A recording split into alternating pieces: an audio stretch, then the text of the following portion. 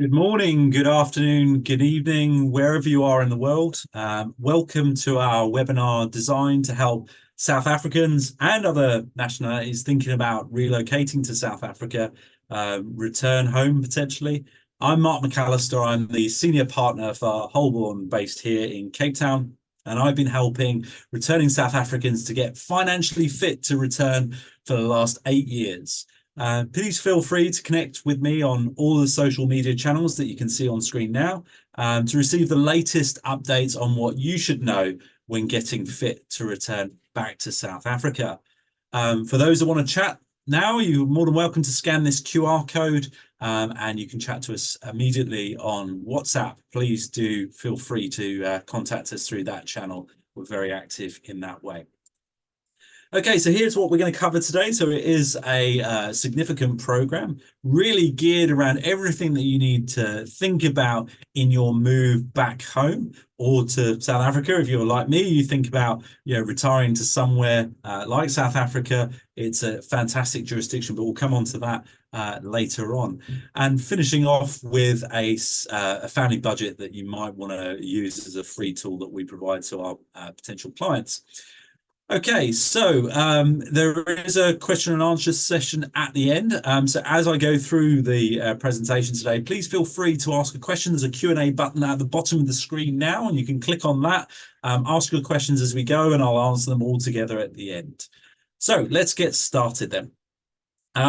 Just to give you a bit of background about our company. So we've been around for 25 years now. We're one of the longest independently owned financial advisory services globally. And we manage and look after just under 3 billion US dollars across with clients across 30 different countries, offices in 11 different countries. In South Africa, we've got several offices. So where I'm based in Somerset West, but we've also got an office in Constantia, in Paarl, in Durban, in Johannesburg, and then further afield now Mauritius as well. So a big African presence within the team.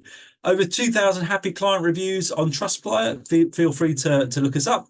We're very honest about how we get on with our services. We don't always get it right, but what we like to think is that the vast majority of our clients have an exceptional experience, and those that we don't, we learn from and improve constantly. And that's our mantra here at Holborn.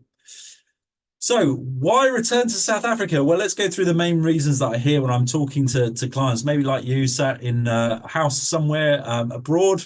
Quite often it's somewhere not far from Southwest 19 in the UK. So Wimbledon, Putney, Rains Park. And quite often I find that these inquiries jump through the winter months because, why not? Let's think about going home. But, why is it that people move back? Well, at home, there's a number of things that draw people to South Africa. Firstly, the weather is awesome. Okay, I can't point this out enough. It's one of the reasons I'm here. Those cold, drizzly, grey days in the UK do get to you. They call, I think, was it SAD, is the name of that sort of condition where you're getting up, going on the train every morning in the dark and the cold. It does get to you after a while. And one of the things about South Africa is it's very much of a outdoorsy country, and the weather's fantastic. So that's one of the things. As a secondary reason that follows.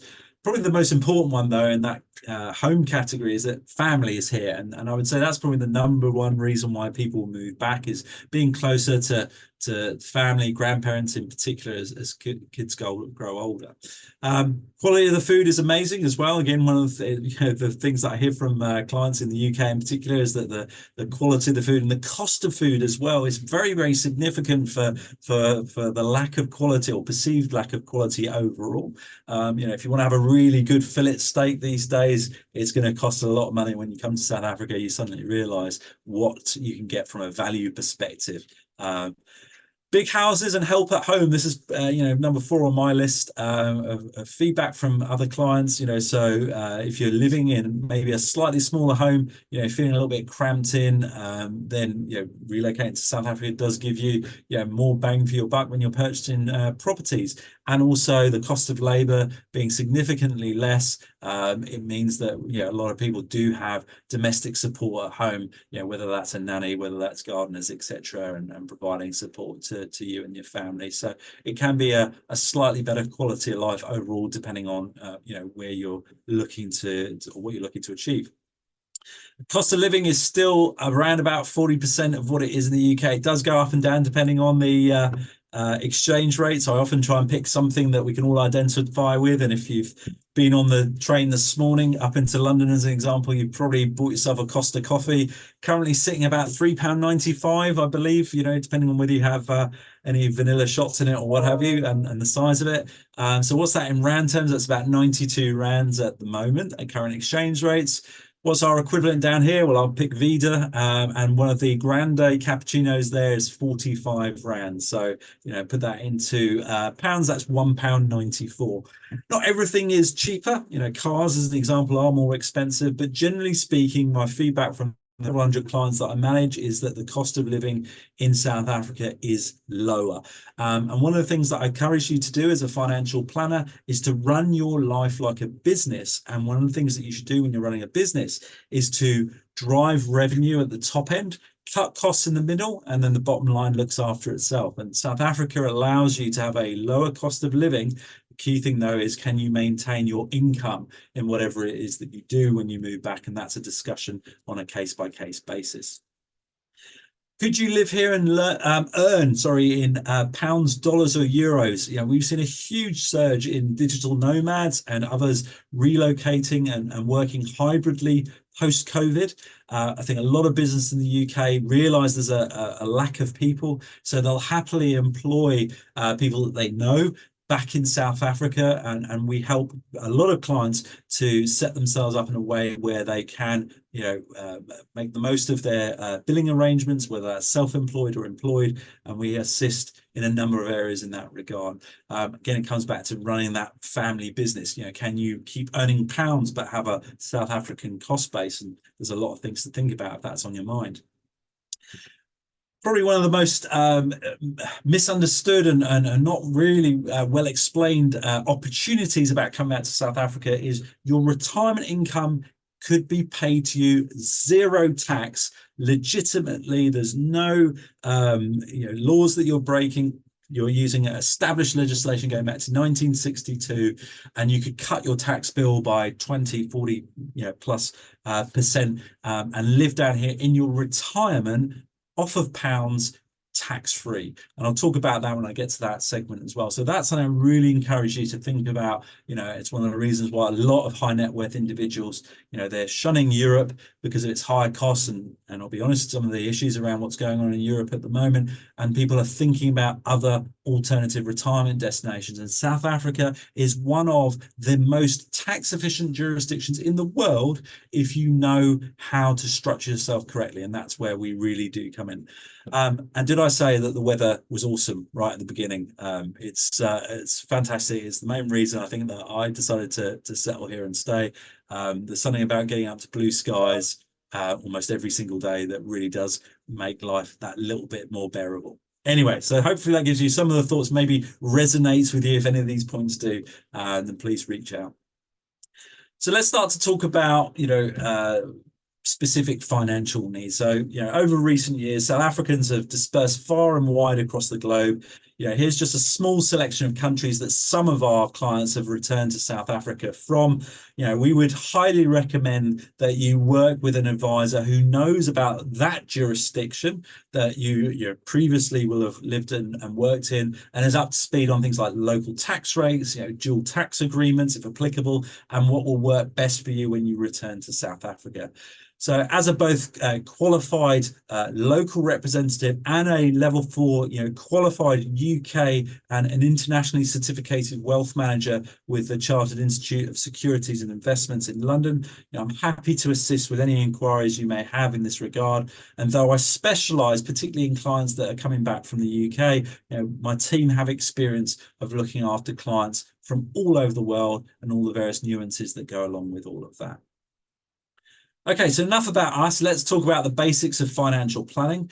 So all financial planners will carry out a version of these 6 steps to create a financial plan. And you can attempt this yourself But no different to other professionals, like a doctor or a lawyer, a good financial planner will have seen and heard similar stories to yours from numerous other clients. I've got several hundred clients, and what you get is the benefit of that collective experience of, what some people have done that's gone really well and trying to emulate that, but likewise avoiding things that have gone badly and learning from those lessons without having to make the same mistakes. So we start firstly with assessing your financial situation. If you don't have one already, I highly recommend you create a budget to plan your income and your expenditure. So what comes into the bank, what goes out the bank on a monthly and an annual basis, and then trying to work out what that will be when you get back to South Africa. From this, you can then start to set some goals, and depending on your age, your lifestyle, and dependence, at the end of the webinar, I've got a free tool, as I mentioned earlier, a sample budget to help get you started and the things that you may need to think about that maybe don't necessarily pop up to mind immediately. Then you need to think about your attitude to risk. If I ask you to score where you'd be comfortable investing, between, say, like 0 is money's under the mattress, you can touch and feel it anytime you want. 10 is in some kind of obscure hedge fund or Bitcoin or whatever it is that's your high risk matrix. Potentially high returns, but also a high number of or high level of risk. What number would you give yourself? And that's the kind of things you need to start thinking about, where you're comfortable with placing investments and in what currency, etc. From all of these factors, we then start to create a financial plan. And if this process, it seems difficult or scary, don't worry. You're not on your own. And it's something that we do regularly. We do it with all of our clients when we meet with them, and I'd be happy to guide you through the process, including things like the tax implications and dual tax agreements of all the choices that you're thinking about, because like I say, so many people have gone before you. Now, life can be changeable, particularly for those who have already lived and worked abroad. So we'd recommend you review this plan on a quarterly basis. One of the first steps, though, is to understand what you have. This is what we call in the industry your assets. And then on the other side of what's called a balance sheet, what you owe. And that's what we refer to as liabilities. Examples of assets are things like cash in your bank, your property, investment properties, and maybe you've got pensions that are going to pay out something to you, but all of those things need to be thought about. Liabilities are things like credit card debts, mortgages, overdrafts, loans, and maybe even some outstanding tax bills. So one of the things that you need to do as part of this process is take your liabilities from your assets, and that will give you what's called a net asset position. And this, in theory, is what you're worth on paper. Once you have this figure, then you need to start to budget for your move to South Africa. And as I said, we'll wrap up today's webinar with a sample budget spreadsheet to help guide you in that regard. So now that you know how much you're working with, that's your net assets, let's think about how much you would want to take back to South Africa. And the way I would phrase that, perhaps you should think about it instead of what should you take back to South Africa. And let's think about it this way. If we're looking back to today, 20 years in the future, how would you rate South Africa's success or future success on a scale of 0 to 100, right? If you had to put a chip down on the table, where do you think South Africa is going to be? So what do I mean by that? Well, 100% is, South Africa becomes, there's no corruption, there's no crime, there's full employment, it's the next world superpower, however you want to look at it. It's kind of what I refer to as like the Singapore journey. And it would be amazing if South Africa went on that path, and I'd love to see it happen. At the other end of the spectrum is kind of the sort of zero scenario. So we often use Venezuela or Zimbabwe or other states that have had financial and economic woes. And what does that look like? Well, it looks like social unrest. It looks like hyperinflation. It looks like rising crime. All of those things. And let's be honest, neither of these scenarios I think is going to happen. You're probably thinking it's going to be somewhere between the two. And that's the question for you really, is where do you think it's going to end up? So you've probably got a number in your head. And my question is, surely you should match that in theory, with your investment portfolio, your net worth. That is everything you own, from property, your local savings, investments, pensions, the whole lot. And many of you, may want to be 100% invested in South Africa, and that's great. If that matches your belief in the future, then go for it. I fully support that. But if you're not 100% sure, then maybe you should think about keeping a proportion of that wealth outside of South Africa, in this sort of blue offshore investments category. It might be 25%, it might be 50% or half, it might be 75% or the majority offshore. But regardless of what you do, it's your decision, and you must match what you believe you're comfortable to having invested in the country for such a long time into the future. Though it might be tempting to put cash in the bank for, what on the face of it, look, high interest rates, 8-9% in rand terms.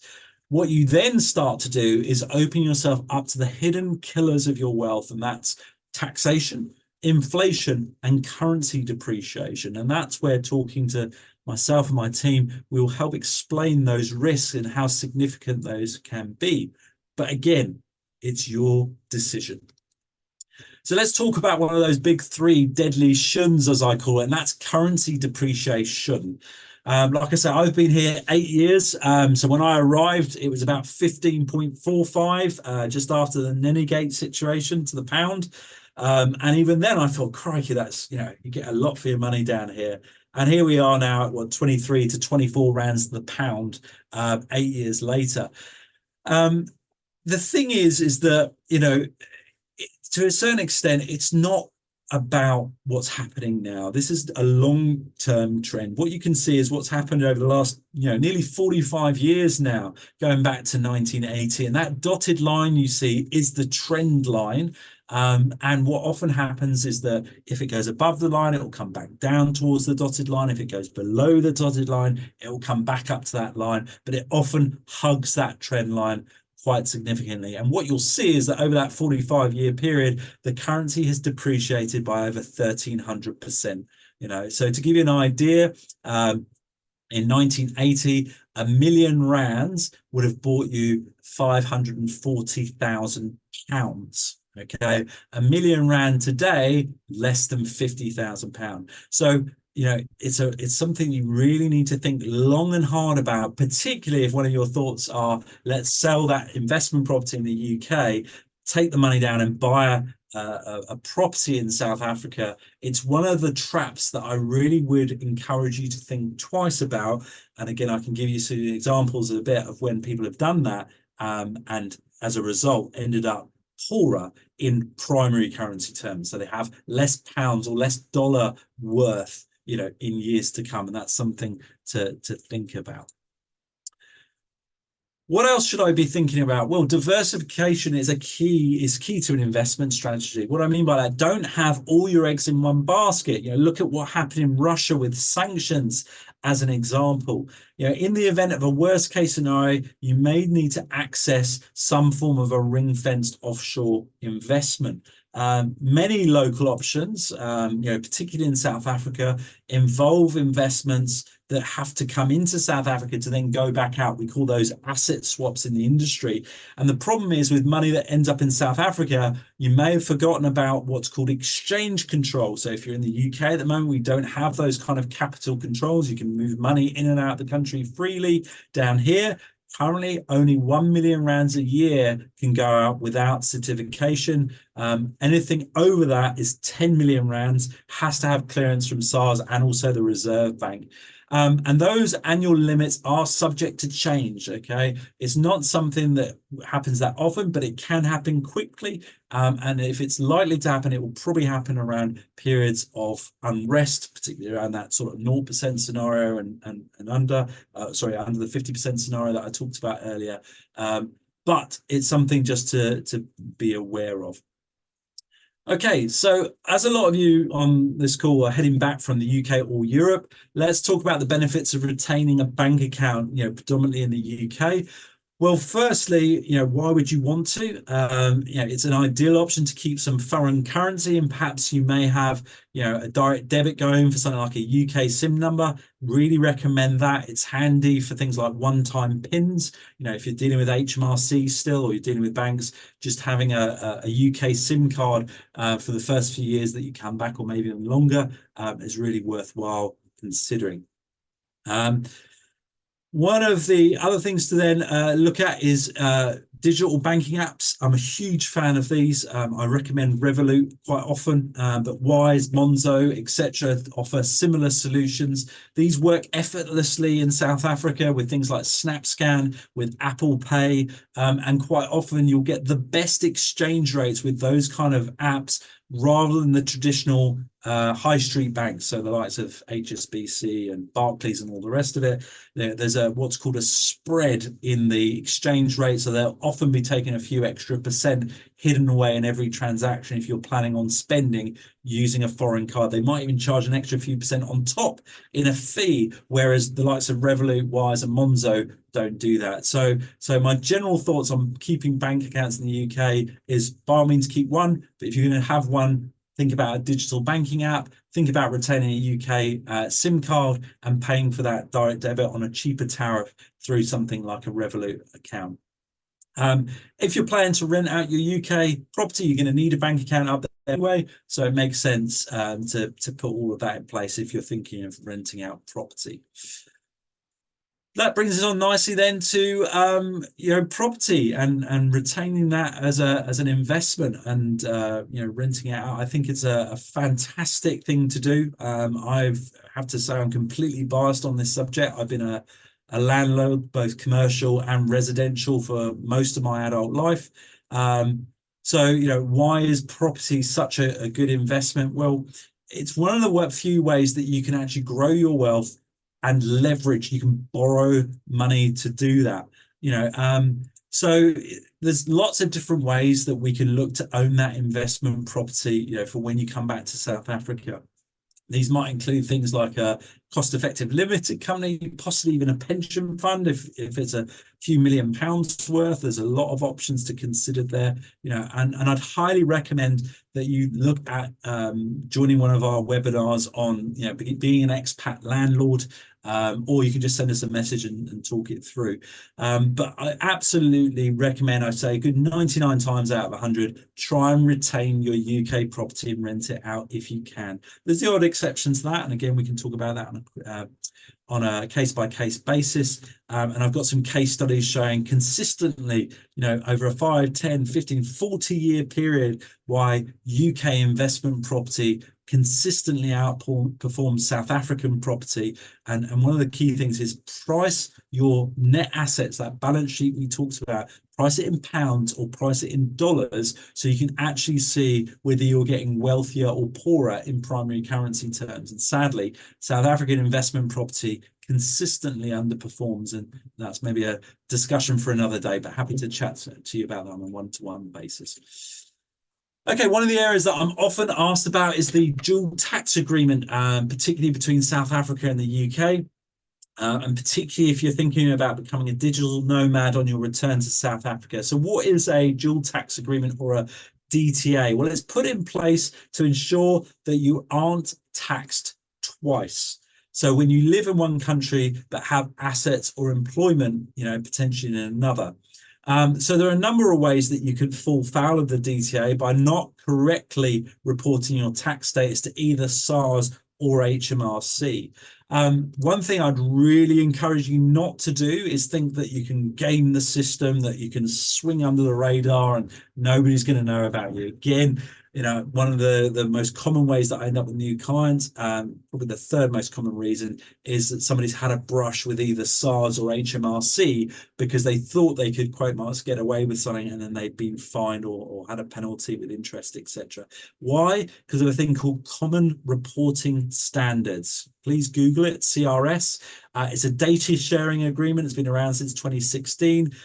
Just assume anything that you've ever touched from a banking perspective with your identity number or passport number has been shared across the latest AI-driven tools, and the governments know about what you've done and what you're doing. So do not assume that just because you don't think the government knows about it, that's the case. Actually, they probably do know about it. And the onus is on you to make sure you report your tax arrangements correctly. Lastly, and I touched on this earlier, South Africa is one of the most tax efficient jurisdictions in the world for pensioners. It's actually how I ended up here. My parents were looking for a place to retire to, and a lot of pensioners have this discussion in their head, where can you go if you want to be a swallow in particular, where you can spend some of the time in the UK and some of the time in perpetual summer. Well, that means you need to be in the southern hemisphere. So then really, if you're in the southern hemisphere, where do you go? Well, you could go to Australia or South America or something like that, but quite often you want to be within a time zone fairly close to the UK. So then really, if you draw a strip down through Africa, your options are starting to narrow down. And then when you look at South Africa, as we said before, it's a relatively low cost of living. People speak English as a predominant language here. The cars, they drive on the correct side of the road, on the left. On the right side, left-hand side of the road, steering wheel's on the right.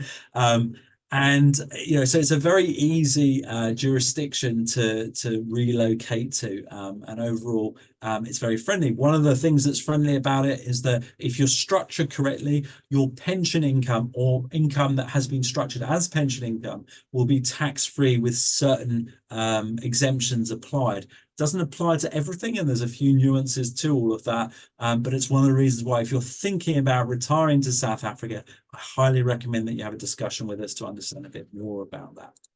All right, so let's talk now about retirement planning. So what would your ideal retirement look like? Do you have sufficient provisions in place for your retirement? The earlier that you start, the better. What do I mean by all that? Well, let's just say you have a goal, in the future. And it might be a way off. You might only be in your 20s or your 30s, and it might be something you're not really thinking about at all. But if you start early, and that might be today, you've got a lot more steps, and it's a lot more manageable to get towards your goal. If you leave it later, okay, the longer you leave it, the steeper those steps become. Until eventually it becomes almost like a mountain. And if you leave it too long, the mountain is almost impossible to climb in a very, very short period of time. There's a great Indian proverb, the best time to start saving was 20 years ago. The next best time is today. So done correctly, passive income options can be built up to provide a full-time salary, so that when you move into that role, when you retire, it provides this ongoing job, if you can call it. It's a very important part of our role to select investments that protect and grow your pensions savings to provide for this maybe 30+ year job. We're all living longer. And as part of that planning process, what an IFA, somebody like me, will do is make sure that we identify your attitude and your capacity for risk. This also takes into account your age profile and the time frame you have until you need the money to provide for retirement. Nobody is the same, so look at for a bespoke solution that takes into account your age profile, your needs, your risks, and long-term goals. And we aim to make your money outlive you, not you outlive your money. Finally, when you pass away, how will your spouse or children be provided for?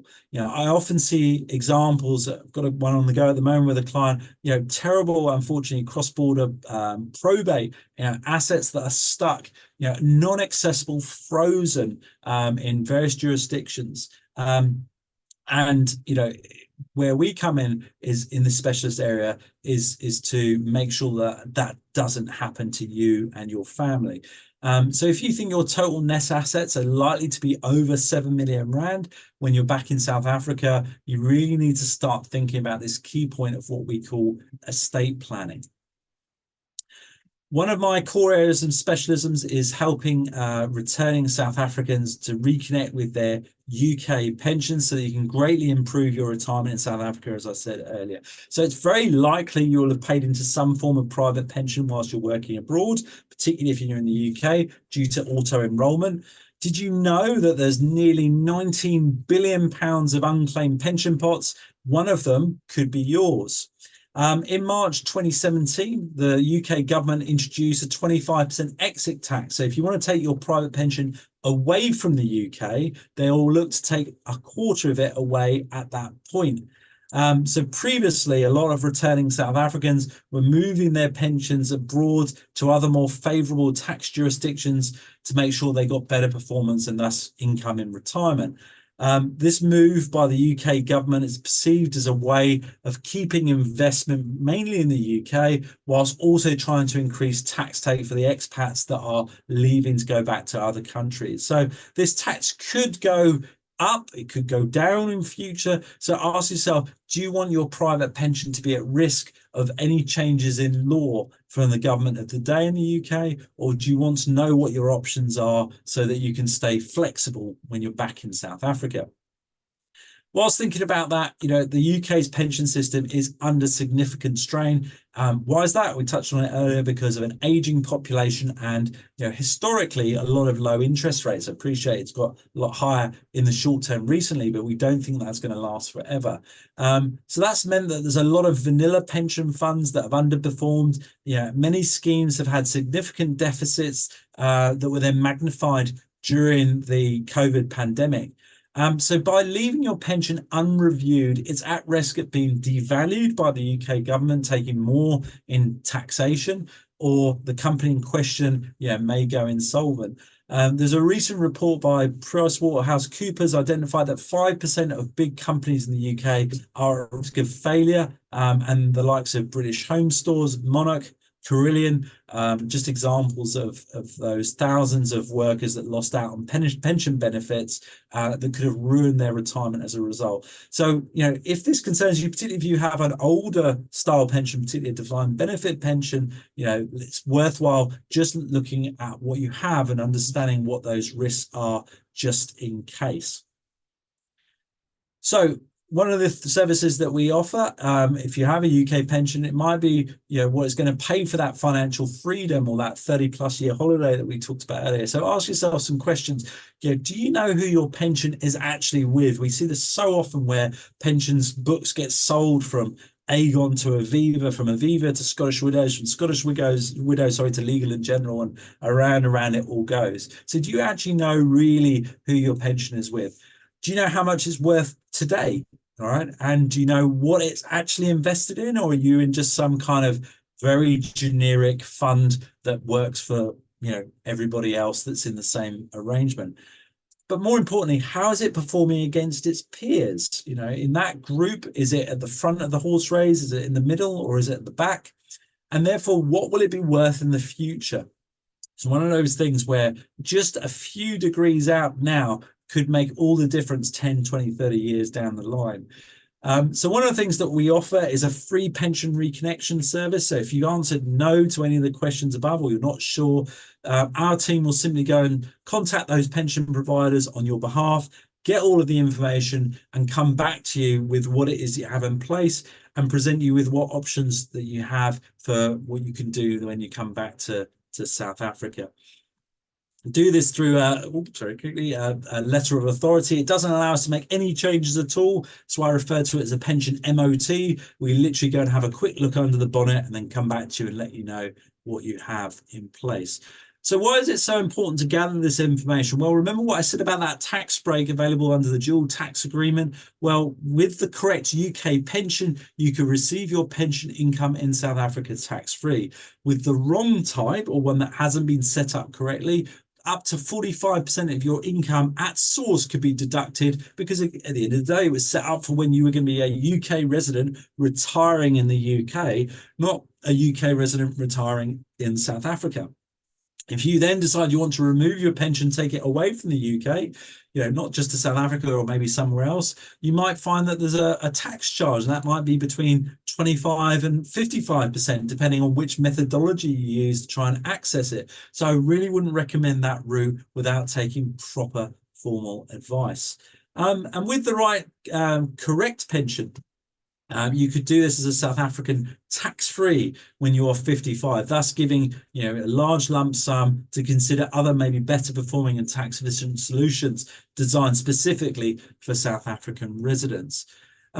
So overall, the whole pension MOT process is really just to try and understand what vehicle do you have in place that's taking you to that retirement destination. It might be down in Cape Town as an example. Are you traveling there in a tank? Are you going there in a car doing 55 miles an hour in the middle of the motorway? Or are you in a jet fighter or a jet plane that's going to get you there super quick, but might actually be more expensive than you need it to be?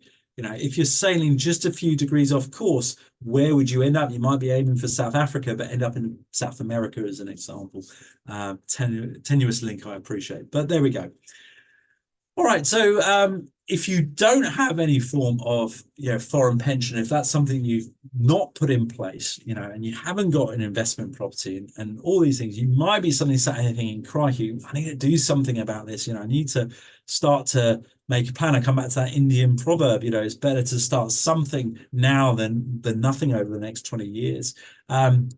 And so quite a lot of South Africans, we work with here as well, is helping them to invest their money outside of South Africa in primary currency. As an example, just look at the dollar. The dollar against the rand, it's lost 50% of its value against the dollar over the last 10 years. So let me put that another way.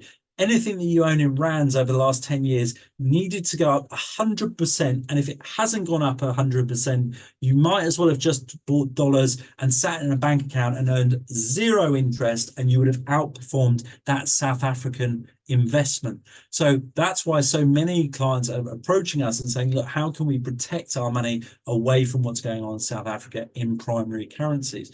So, why should you look at this? Do you want investments in currencies other than rands? A lot of people do for the reason that I've said.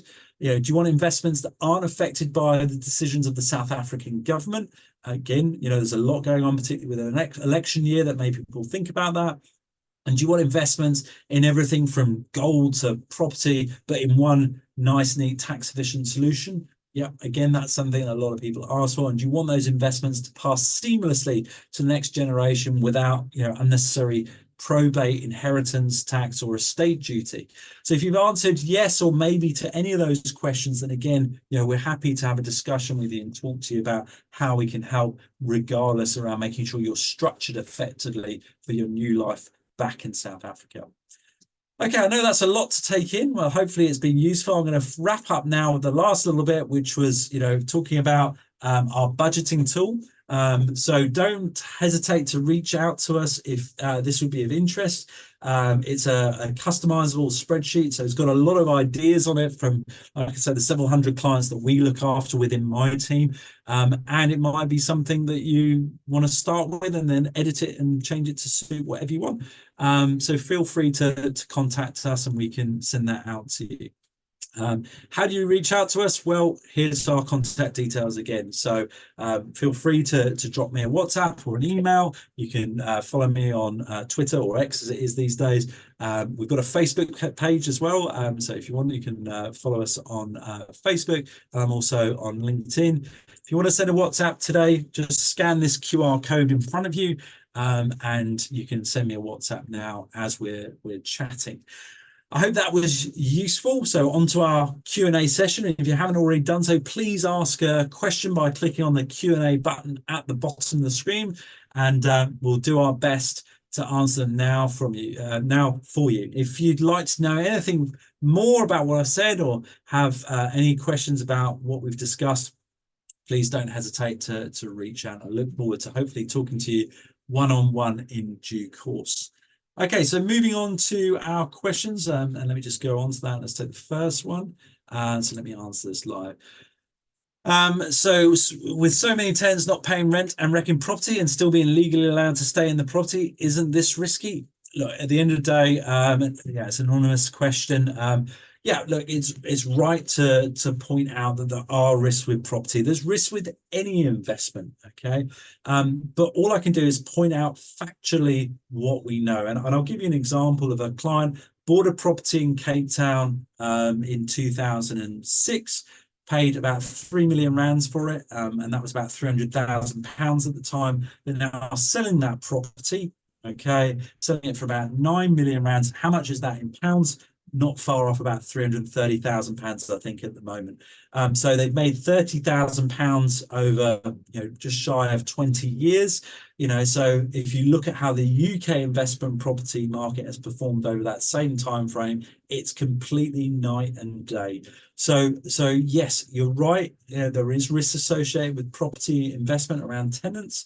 But there's also significant risk that is known, and that trend line, is well proven. The question that you've got to ask yourself is, which risk do you feel more comfortable with? I've rented property out, for 20 odd years, and my experience, touch wood, has been very good overall. I think the total void period I've had on my properties can be listed in a handful of months across that sort of 20-year span. So I really would encourage people to think about that. But again, I come back to that 0 to 100 line. It's your choice. It's up to you to make the decision based on what you think is right for you and your family. I hope that answers your question. Okay. Okay, coming back to the tax exemption. So yes, the dual tax agreement. So what the exemption applies to under Section 10(1) GC-2 is for pensions that have been accrued outside of the UK, outside of South Africa, for services rendered outside of the Republic, and it has to have been contributed to by an employer as well as yourself. So that's where most of the schemes that people would have would probably be compliant. We need to check them on a case-by-case basis. The state pension, it sits outside of that, so it's a government pension income. But what you'll find is that if that's received from a UK perspective, then you get £12,570 of tax-free income on that side, but you would need to still declare this as an income stream on your South African tax return. I'm not going to get into a whole discussion about whether you're physically present or ordinarily resident, because it depends on whether you're a UK citizen or a South African citizen by domicile, and that's not a discussion for today. I've covered that in some of our cross-border tax sessions as well, but happy to discuss about that on a one-to-one basis. I hope that answers the question. Okay, on to my next one. We have returned to South Africa after living abroad, however, did not stay long enough to be eligible for a UK passport. If we were wanting to have options to leave the country, if it comes to, are you able to assist with alternative solutions for leaving the country while only holding a South African passport? Thank you very much for that long question. Yes, one of the things I haven't covered today, because quite often when people come back from the UK, they have got a British passport.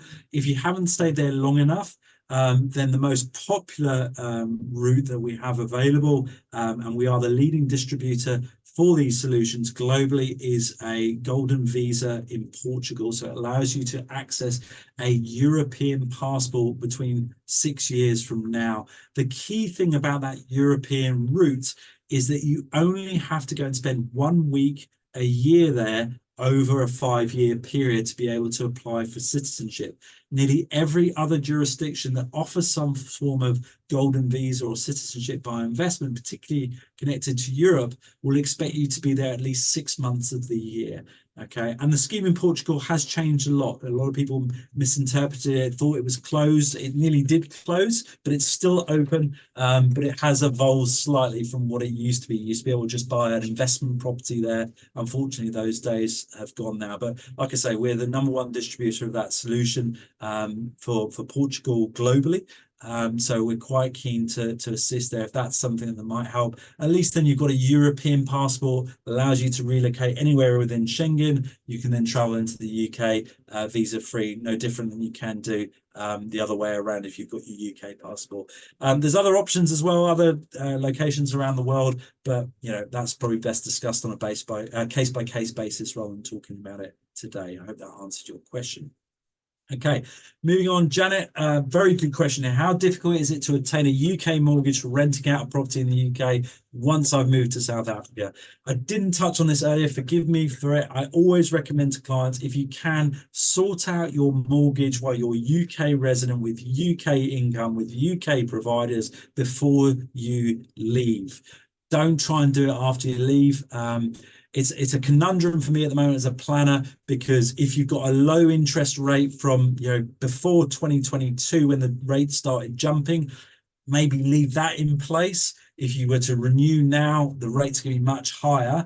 But if it's that offer is going to finish within the next couple of years, it might make sense to just try and go for a UK-based buy-to-let mortgage rather than when you're an expat. The reason being is that the mortgage companies love to find a reason to charge you more in interest, right? That's their job.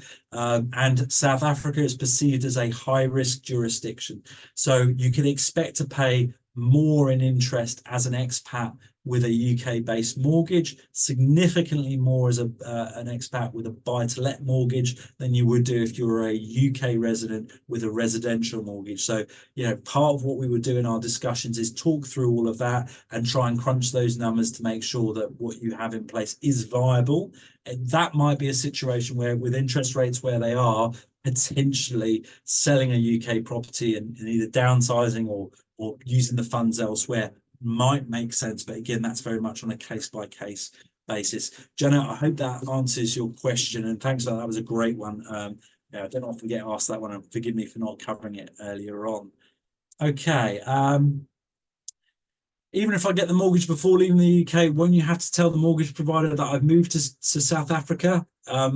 Yes, legally speaking, you are bound to tell your mortgage provider that you have moved back to to South Africa, and then it's up to the mortgage provider to make a decision on what you are doing. That is legally what you need to do. If you want to learn about practical experience on that, then feel free to have a chat with me offline one-to-one, and I'll tell you about how that works in practical terms. Hopefully you can tell that, it's probably best to talk about that directly when you consider your options, and we can talk about that either just before you come back or at some point in the future, just to give you an idea. I just can't do it in a public forum. Hopefully that answers your question, Jenna. Okay, I think we're getting towards the end of the questions. Okay, well, look, I hope that you found it useful. If you're thinking about coming back to South Africa, I'll wrap it up with saying you're not on your own. I think there's been some press articles recently saying about how many people are looking to come back to South Africa. Again, I just come back to where things have been. So post-COVID, it's taught us that hybrid working works. Here I am presenting to you on Zoom from Cape Town.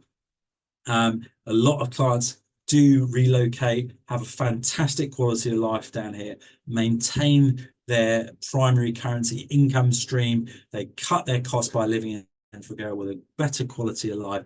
And if you really want to put the cherry on top, maintain that asset base overseas in pounds or dollars, growing in a tax efficient environment, and you've got a winning combination for financial freedom for the rest of your time in South Africa whilst remaining flexible. So again, here's my contact details. Don't hesitate to drop me a WhatsApp or an email. You can scan the QR code to send me a WhatsApp now. Ladies and gentlemen, thank you very much for taking the time. If you're watching this recording on YouTube, I hope it's been worthwhile. Please share it with anybody else that you think might benefit from a chat. My team and I are always here, willing and able to help you make that significant decision. And you're not the only one. If you're thinking about it, talk to us and we can help put your dreams into reality. Have a great day, everybody. Take care.